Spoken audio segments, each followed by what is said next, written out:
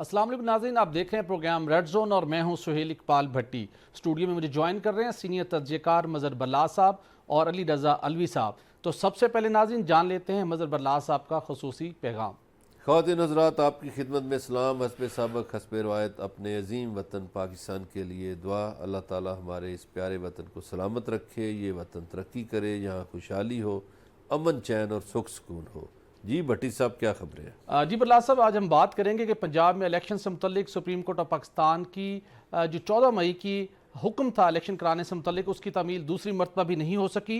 अब election commission of Pakistan की नज़रसानी की दरख्वास्त पर समाअत कल होगी और वज़ीर-ए-आज़म के लिए भी खतरे की घंटी बज गई है। इसके साथ हम बात करेंगे कि PDM ने सुप्रीम कोर्ट के बाहर एहतजाज के लिए कमर कस ली है। वफाकी वज़रा की जानिब से मौलाना फजल रहमान को एहतजाज मौखर करने की दरख्वास्त, मगर मौलाना ना माने।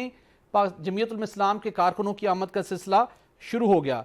इसके साथ हम बात करेंगे कि नाज़रीन 9 मई को जलाओ घिराव में मुलविस 3000 से ज़ायद अफराद को गिरफ्तार कर लिया गया है और इसके साथ GHQ में हमले में मुलविस 26 शरपसंदों की तस्वीर भी जारी कर दी गई हैं। और इसके साथ हम बात करेंगे कि मुल्क भर में पाक फौज से इजहार यकजहती के लिए रैलियों का इनेकाद हुआ है, जिसमें शुरा ने इस बात के अज़म का यादा किया है कि पूरी कौम अफवाज पाकिस्तान के शाना बशाना खड़ी है। और इसके साथ हम ये भी आपको बताएंगे कि साबिक वज़ीर-ए-आज़म इमरान खान की जानिब से अल-कादरी ट्रस्ट अराजी केस से मुतल्लिक तमाम तर जो हकायक थे वो कौम के सामने पेश कर दिए गए हैं। वो हकायक किस हद तक दुरुस्त हैं, क्या गलत है, उनके अंदर क्या कमी बेशी है और क्या कोई और हकीकत भी इसके अंदर मौजूद है, ये भी दस्तावेज के साथ आज आपके साथ शेयर करेंगे। तो सबसे पहले बल्लास साहब, आपसे मैं जानना चाहूँगा, सुप्रीम कोर्ट ऑफ पाकिस्तान ने पंजाब में इलेक्शन से मुतल्लिक वाज़ेह हुक्म दिया था। 14 मई की तारीख थी, लेकिन इलेक्शन मुनक्किद नहीं हो सके। कल इलेक्शन कमीशन ऑफ पाकिस्तान की दरख्वास्त पर समाअत होनी है, जिसमें इलेक्शन कमीशन ने वो पूरी जस्टिफिकेशन दी है, वो पूरा बैकग्राउंड दिया है जिसकी वजह से इलेक्शन नहीं हो सकते। क्या आप एक्सपेक्ट करते हैं जो इलेक्शन कमीशन ऑफ पाकिस्तान का मौक़िफ़ है उसे सुप्रीम कोर्ट ऑफ पाकिस्तान दुरुस्त तस्लीम करते हुए को डेट एक्सटेंड कर देगी, जो मुमकिन तौर के ऊपर बजट के बाद हो सकती है, या जो पाकिस्तान तहरीक इंसाफ मुतालबा कर रही है, जिस खदशे का इजहार कर रही है कि नहीं, सुप्रीम कोर्ट ऑफ पाकिस्तान के हुक्म की रोशनी में वज़ीर-ए-आज़म के लिए खतरे की घंटी बज गई है और मामला अब तौहीन अदालत की जानिब जाएगा। क्या देखते हैं आप? शुक्रिया भट्टी साहब। मैं तो ये इंतज़ार कर रहा था कि आप ये बताते कि आज तंदूर को इतने वोट मिले हैं और वो तारड़ साहब को झूला निशान मिला हुआ था, उनको इतने वोट मिले हैं, और बल्ले को इतने मिले हैं और तीर को इतने मिले हैं। लेकिन आप तो फरमा रहे हैं इलेक्शन ही हुए आज। खैर, सुप्रीम कोर्ट की हुक्म अदूली तो हुई है, 2 बार उन्होंने कहा, फिर मुज़ाकरात का भी तजवीज़ दी, तो तौहीन अदालत तो हो चुकी है। अब ये अदालत पर है कि कल वो इलेक्शन कमीशन की बात मानते हैं या नहीं मानते।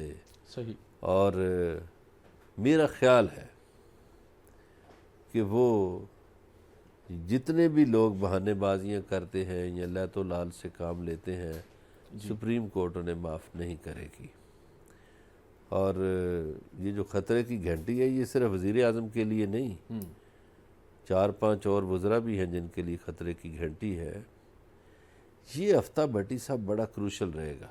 सही। ये जो शुरू होगा ना सुबह से जी, इसमें बड़ी बड़ी बातें होंगी और सुप्रीम कोर्ट से भी बड़े बड़े फ़ैसले आएंगे। जी, और ये हफ्ता काफ़ी अफरा तफरी में गुजरेगा, खींचा तानी होगी इसमें, लेकिन बिल आखिर सियासी पार्टियों को फिर से मुज़ाकरात की तरफ जाना पड़ेगा। और इस मर्तबा ये नहीं होगा कि जी वो नहीं माने तो फ़लाँ नहीं माने, तो ये ना माने माने वाली बातें नहीं होंगी। इस मर्तबा फिर इनको डेट देना पड़ेगी। लेकिन तौहीन अदालत की तलवार जो है वो लटक रही है। उसके बाद भी जी, अगर कुछ लोगों को तौहीन का मुर्तकब करार दिया जाता है, तो उसके बाद भी जो नया बनेगा उसको भी यही कहा जाएगा कि इलेक्शन है भाई। तो 90 रोज़ के इलेक्शन वाली बात तो देखिए, आइन में जो दर्ज है वो तो चीफ जस्टिस ने उधर जो कार्लिनियस साहब का था एक रेफरेंस, जी, वहाँ पर ये बातें वाज़ेह तौर पर कर दी थी कि हम जो आइन में दर्ज है वही करेंगे। और लेकिन करनी साहब का जो लाइफ स्टाइल था, जो असासे थे, जिस तरीके से तर्ज ज़िंदगी गुजारते थे, क्या आज हमारी अदली मौजूद कोई जज साहबान उस तरीके के मुताबिक अपने असासे और तर्ज ज़िंदगी उस मुताबिक गुजार रहे हैं करीमुल्लाह साहब? भट्टी साहब वो तो बहसीत मजमूई तमाम शोबों में हमारे यहाँ ज़वाल पजीरी आई है जी। अब हमें मुस्तफ़ा ज़ैदी जैसे ब्यूरोक्रेट नहीं मिलेंगे, अनवर ज़ाहिद जैसे ब्यूरोक्रेट नहीं मिलेंगे, या आगा शाही जैसे लोग नहीं मिलेंगे, सही, और मुख्तार मसूद जैसे लोग नहीं मिलेंगे, सही, ना कुदरतुल्लाह शाह मिलेंगे। बिल्कुल सही। इसी तरह हमें मुझे बताइए मसलन फोर्सेस में भी हमें एम आलम जैसे लोग कहाँ मिलते हैं? तो वकला में भी आप AK बरोही जैसे लोगों को नहीं, आप तलाश भी करें तो नहीं मिलते जी। तो ज़िंदगी के हर शोबे में ऐसा ही हुआ है कि हम बड़ी शख्सियत पैदा करने से कासर हो गए हैं। और ख़ास तौर पर ये जो ज़ियाउल हक का मार्शल आया उसके बाद तो ऐसा हुआ कि हमारी धरती जैसे भांज होकर रह गई जी। कि उसने बड़ी शख्सियत को जन्म देना ही बंद कर दिया।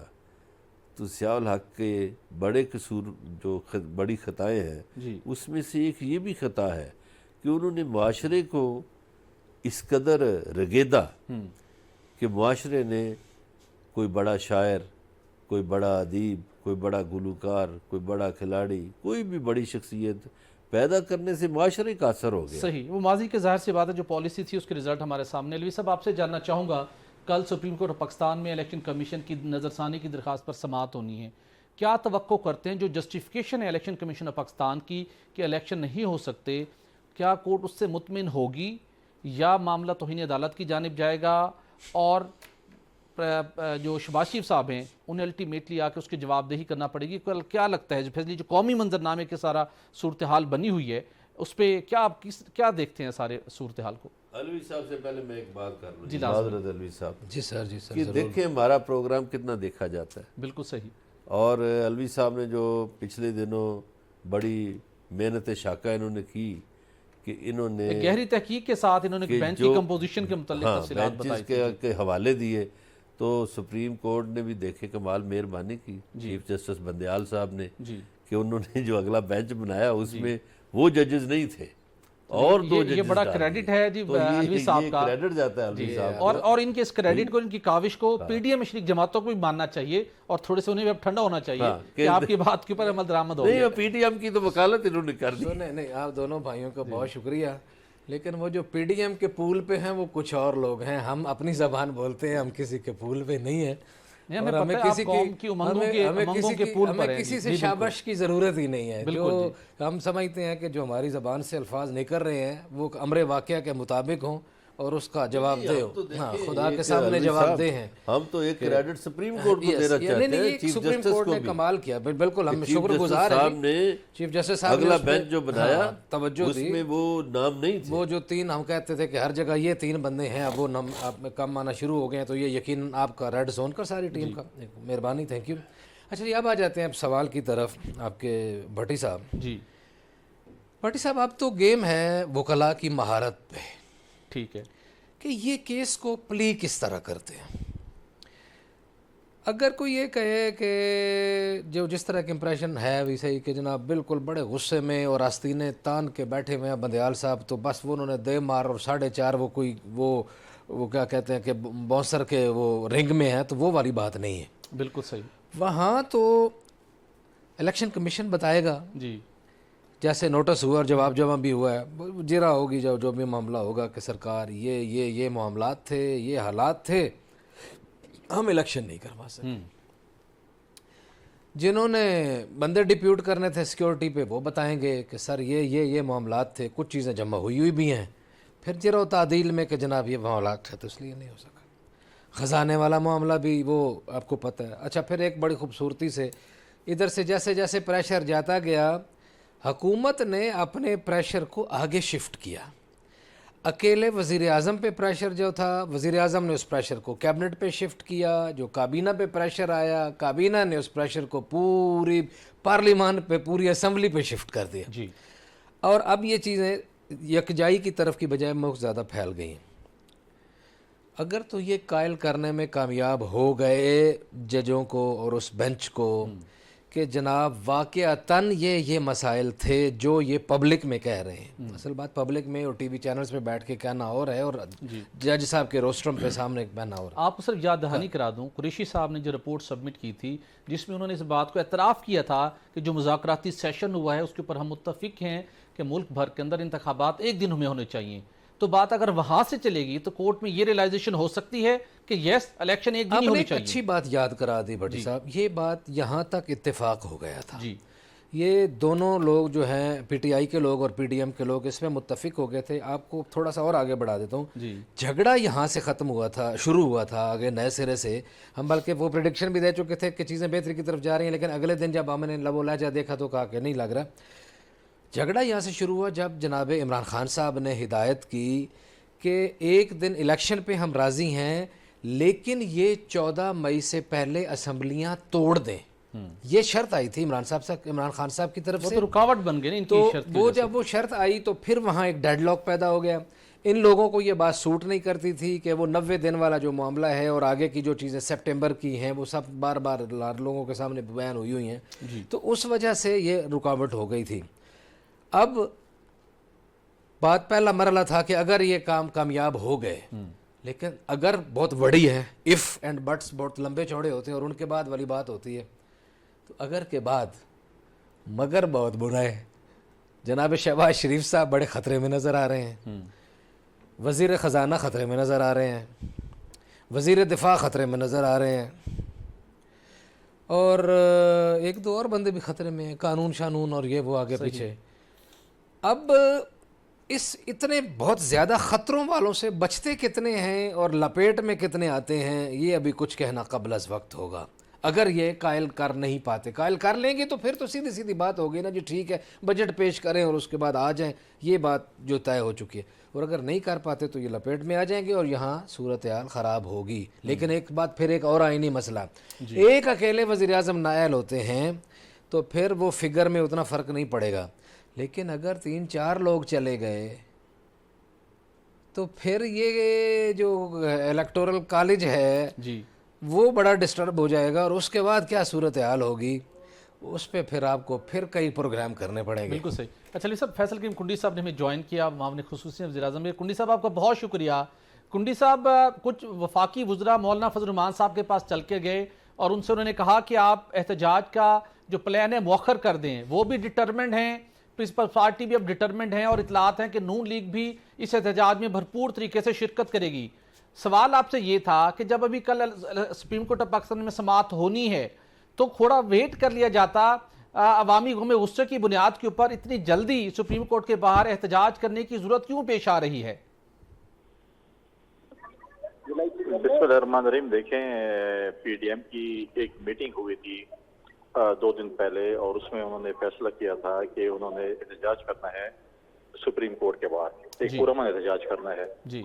उसके बाद पीडीएम का राब्ता पाकिस्तान पीपल्स पार्टी से हुआ और हमने भी अपनी जो है हमारी लीडरशिप ने भी उनको जो है वो हामी भरी, क्योंकि हम हुकूमती इत्तेहाद में तो हमने भी हामी भरी कि हम उसमें शिरकत करेंगे जी। लेकिन उसके बाद जो है आज वफ्द बिल्कुल आया वज़रा का कि वो जी, लेकिन एक चीज़ फाइनल हो चुकी थी, हमारे काफिले मुख्तलिफ पाकिस्तान के इलाकों से वो रवाना भी हो चुके हैं। अब मैं नहीं समझता कि कॉल ऑफ हो सकती है। कल बिल्कुल एक पुरअमन एहतजाज होगा। हमने माजी में भी हमेशा हमारा रिकॉर्ड रहा है और तारीख देखें, हमने हमेशा पुरअमन एहतजाज किया है और अभी भी हम इंशाल्लाह पुरअमन एहतजाज करेंगे और अपना एहतजाज रिकॉर्ड कराएंगे कि जो कुछ सुप्रीम कोर्ट में हो रहा है, जिस किस्म की जो है सुप्रीम कोर्ट में चीजें हो रही हैं, उसका एहतजाज हमारे जमहूरी हक है कि हम रिकॉर्ड करें। लेकिन कुंडी साहब ये एहतजाज सुप्रीम कोर्ट ऑफ पाकिस्तान के सामने शरह दस्तूर पर क्यों आप करना चाह रहे हैं? और वहां पर वैसे भी बाजी भी तय हुआ था कि यहाँ पर कोई एहतजाज नहीं होगा और कोई दफ़ा 144 भी नाफिज है। इस तमाम सूरत हाल का जायजा लेने के बाद ही ये हिकमत अमली तरतीब दी गई है या कल सुप्रीम कोर्ट इसमें कोई डायरेक्शन दे सकती है कि यहाँ पे एहतजाज न किया जाए? देखिए, हमने दफ़ा 44 पे पीडीएम की लीडरशिप ने एक रिक्वेस्ट की हुई है हुकूमत से कि आप दफ़ा 44 खत्म कर हम एक पुरअमन एहतजाज करना चाहते हैं। और मैंने पहले कहा, जैसे हमारा माजी है कि हमने हमेशा एक पुरअमन एहतजाज की है। माजी में अगर आप देखें, पाकिस्तान पीपल्स पार्टी ने कराची से इस्लामाबाद तक लॉन्ग मार्च किया, उसमें एक गमला तक नहीं टूटा। जी और आइंदा भी इंशाल्लाह ऐसे ही होगा। हमारा कोई वो नहीं है कि हम बाकी सियासी जमात जो खासकर आजकल अपोजिशन में बैठी है उनकी तरह है कि हम जो है वो चीज़ों को अमला को नुकसान पहुंचाएं। लिहाजा आज देखें, जब इस मुल्क में अदल और इंसाफ खत्म हो जाए तो माशरा तबाह हो जाता है। जी तो आज अगर आप देखेंगे जिस तरीके से ट्रीटमेंट पीटीआई को सुप्रीम कोर्ट में हो रही है, आपके सामने है, आपने भी बहुत सी, आपका एक बड़ा तजर्बा रहा है मीडिया में भी, हर जगह पे इस किस्म की ट्रीटमेंट। आप मुझे बताएं, जिंदगी में कभी आपकी उसमें से गुजरा है?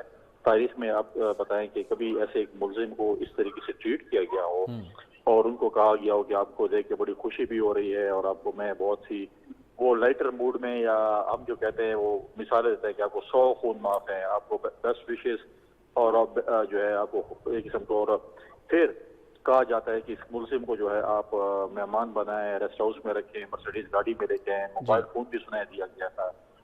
तो मैं तो हुकूमत से आज भी मैंने एक टीवी प्रोग्राम में कहा है और मैंने प्रेस कॉन्फ्रेंस में कहा है कि इंतजामिया को और इंटीरियर मिनिस्ट्री को चाहिए कि जो भी बिल आया है इमरान खान साहब का मेहमान नवाजी का, वो चीफ जस्टिस साहब को भेजे, क्योंकि वो चीफ जस्टिस साहब के मेहमान थे, वो मुलजिम नहीं थे, वो हुकूमत के वो नहीं थे। हुकूमत के अगर होते तो वो जो है वो अपनी इन्वेस्टिगेशन पहली दफा हुआ तारीख में जी मेरे ख्याल में कि एक बंदे को आप जो है रिमांड से उठा के ले जाएं। रिमांड में आपकी फैमिली, आपके वकील भी आपसे नहीं मिल सकता। जी लेकिन जिस तरीके से लाया गया, जिस दरवाजे से लाया गया, माजी में गिरानी साहब जो वजीर आजम थे उनको भी आम रस्ते से भी गाड़ी ले जाने की इजाजत नहीं थी, लेकिन जिस तरीके से लाया गया, जिस दरवाजे से लाया गया, आप हमारा बाथरूम भी यूज कर सकते हैं।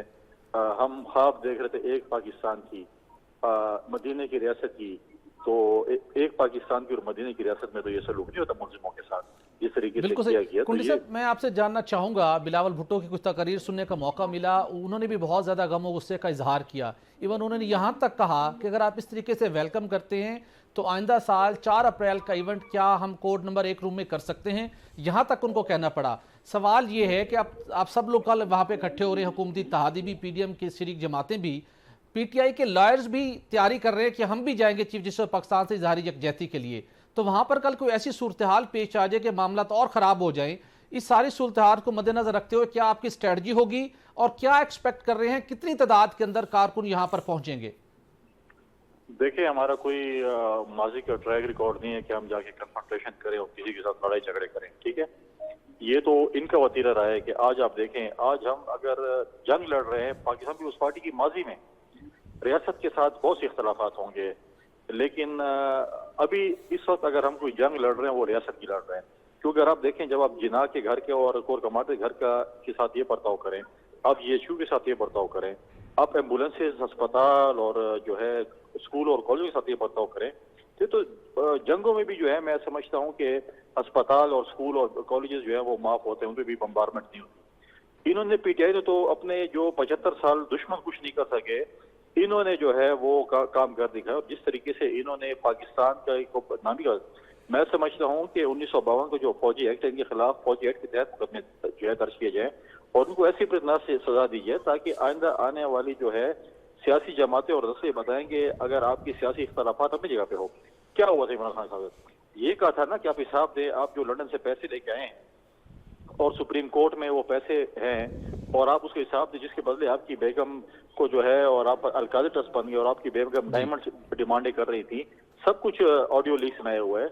तो हम आपकी चोरी और आपकी डकैती और आपके जो है तलाशी नहीं लेंगे, आप चोरी और डाके मारें और आप बोलें कि नहीं मुझे कोई टच नहीं कर सकेगा, तो ऐसे तो नहीं हो सकता। बिल्कुल सही। कुंडी साहब, मैं एक आखिरी सवाल आपसे जानना चाहूंगा, क्या आप एक्सपेक्ट करते हैं जो आपका पुरअमन एहतजाज है, ये किस हद तक आप लोगों का जो पैगाम है, आप लोगों के जो तहफ़्फ़ुज़ात हैं वो चीफ जस्टिस तक पहुंचने में कामयाब होंगी और उसकी रिफ्लेक्शन भी मिलेगी? कितने पुरुमीद हैं? और आज 14 मई को मिसाक जमहूरियत हुआ था, आप समझते हैं कि इस अरसे के दौरान हम उस मुआहदे की रोशनी में किस हद तक जमहूरियत के इस्तेहकाम और मुल्की मामलात को बेहतर बनाने में कामयाब हुए हैं?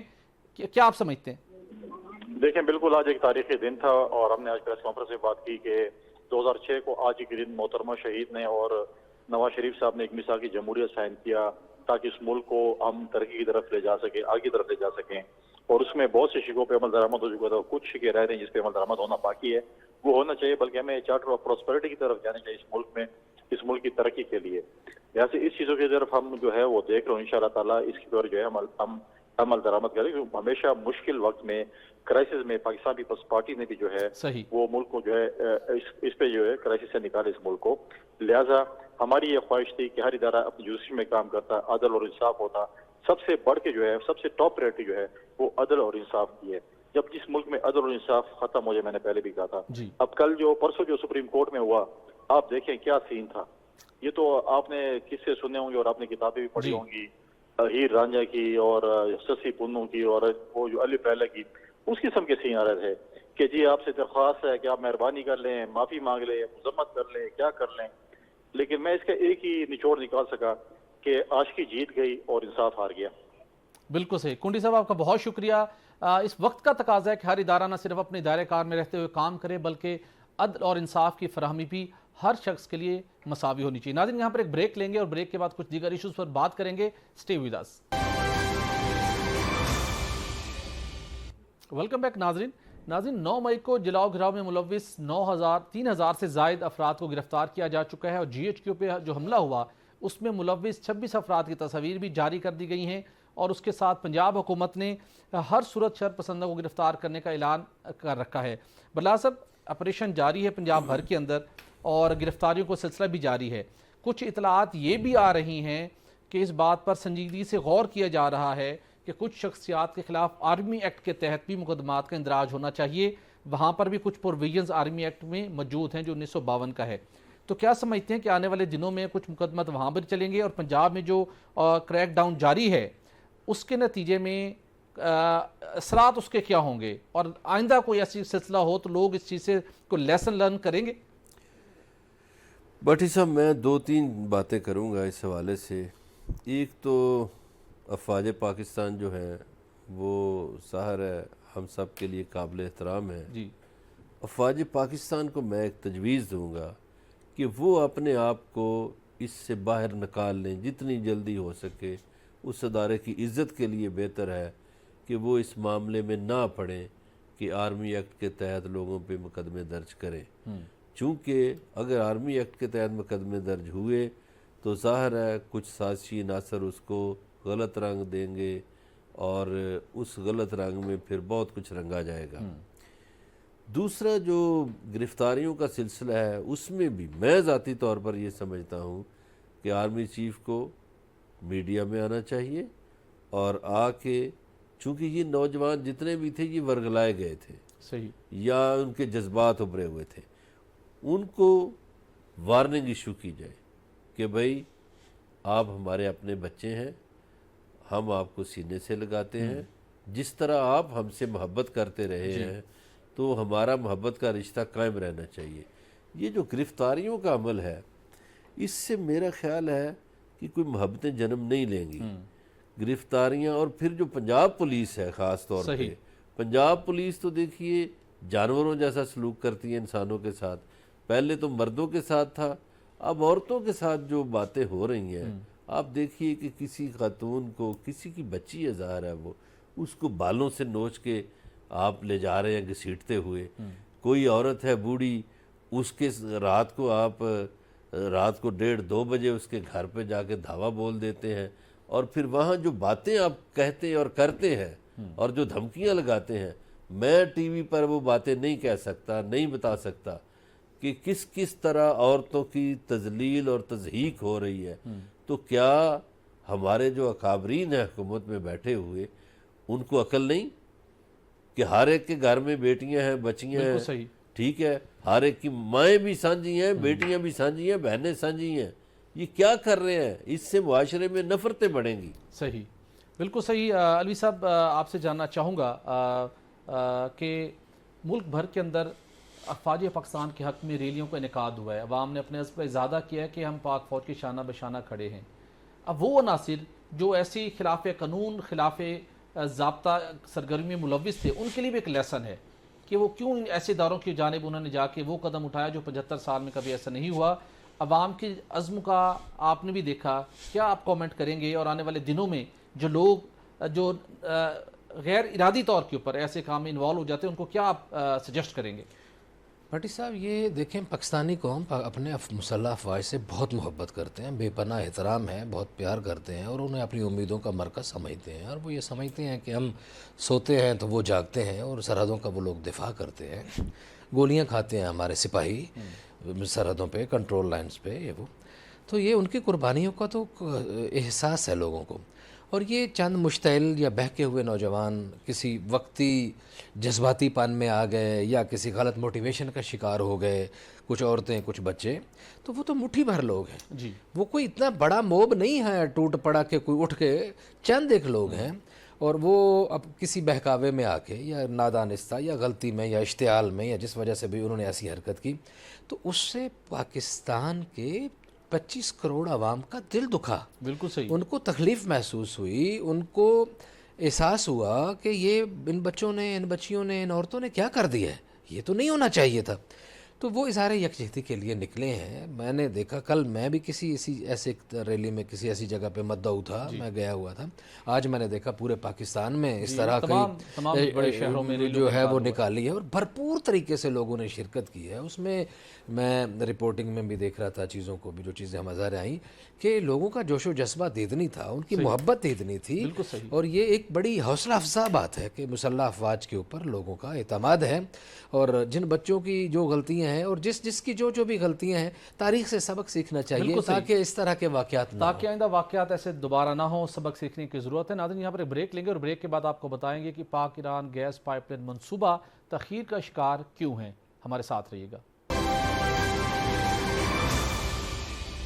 वेलकम बैक नाज़रीन, आज से 12 साल कब ईरान के साथ गैस पाइपलाइन का मुआहिदा हुआ, उस वक्त आसिफ अली ज़रदारी साहब इस मुल्क के सदर थे, उन्होंने जाकर उसका इफ्तिताह भी किया। लेकिन उसके बावजूद इस पाइपलाइन की तमीर के हवाले से कोई भी काम 1 इंच आगे नहीं बढ़ सका। अलवी साहब, जानना चाहूँगा इसकी वजूहात क्या हैं?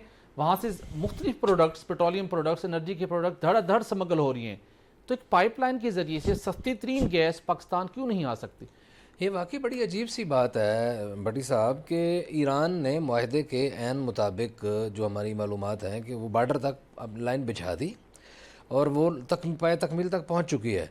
और ये वहाँ से क्रॉस करते हुए सिंध में ये नवाब शाह तक आनी थी और नवाब शाह के मेन उसमें उसका हिस्सा बनना था और उसके बाद उसने पूरे पाकिस्तान में पहुँच जाना था। यानी उनका हिस्सा कंप्लीट है, जो हमारा हिस्सा था वो हिस्सा रुका हुआ है। और ये अगर कंप्लीट हो जाता, और अभी जैसा कि आसिफ अली ज़रदारी साहब खुद हुकूमत का हिस्सा हैं और हुकूमत इसके ऊपर आगे चलती, तो पाकिस्तान के अवाम को सुख का सांस आना जो है ना वो शुरू हो जाता। अब हम 250 रुपये लीटर पेट्रोल ले रहे हैं, तो अगर ये थोड़ी सी मेहरबानी अगर कर दें और इस तरह इस मौजूदा सूरत हाल को आगे बढ़ाते। उसके अलावा एक और जो इन्होंने एग्रीमेंट किया था, उस एग्रीमेंट के मुताबिक भी एक तो इनको बड़ी अर्जान नरखों पे वो मिली। उसके बाद एक मुआहदा ये हुआ था कि ये अगर मुआहदे में गड़बड़ करते हैं और उसको फॉलो नहीं करते हैं तो पाकिस्तान के ऊपर जुर्माना आयद किया जाएगा। अच्छा, वो जुर्माना भी बहुत सारा बना था। बाद में पता चला कि ईरानी हुकूमत ने वो जुर्माना जो है उसमें भी वो माफ़ करने पे तैयार हो गए, या सम हो जो भी मामला हुआ उसको भी वे माफ़ करने की बातें शातें शुरू हो गई। और इसको आगे लेके बढ़ना चाहिए। अभी ये बात करते हैं जी हम रूस से लेके आएंगे, फ़लाँ जगह से लेके आएंगे, फ़लाँ जगह से लेके आएंगे। भाई जहाँ जो काम हुआ पड़ा है उसको आगे से लेके आएँ। बहाना बनाया जाता है, ये कहा जाता है जी पाबंदियाँ हैं। अच्छा, पाबंदियाँ हैं तो ये स्मगलरों में तो कोई पाबंदियाँ नहीं है। यहाँ इस्लामाबाद तक हमें मिक्सिंग वाला पेट्रोल मिलता है और पता चलता है जी ये ईरानी डीजल और ईरानी पेट्रोल आ रहा है और उसमें शामिल हो रहा है। स्मगलिंग के साथ साथ कानूनी तौर के ऊपर एलपीजी भी इंपोर्ट हो रही है, बाकायदा कस्टम से क्लियरेंस होती है, उसकी क्लियरेंस होती है। तो ये चीज़ को अगर इसको लीगल वे दे दें और इसमें ना देखें कि जी अमेरिका नाराज़ हो जाएगा या फ़लाँ नाराज़ हो जाएगा या फ़लाँ नाराज़ हो जाएगा।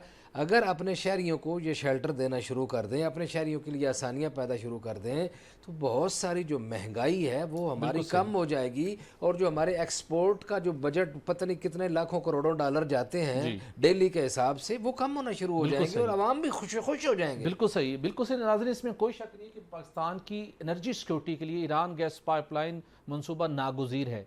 सवाल ये है कि अगर आलमी सतह के ऊपर हालात अब काफ़ी बेहतर हो चुके हैं और ईरान खित्तर के कई दीगर ममालिक को गैस एक्सपोर्ट भी कर रहा है, अगर उनके ऊपर किसी पाबंदी का इतलाक़ नहीं हो रहा तो पाकिस्तान खौफज़दा क्यों है? मनसूबा साज़ों को इसके ऊपर गौर करना चाहिए और ये सस्ती तरीन गैस ज़रूर पाकिस्तान को मिलनी चाहिए। नाज़रीन, प्रोग्राम का वक्त ख़त्म हो जाता है, इजाज़त दीजिए, अल्लाह हाफ़िज़।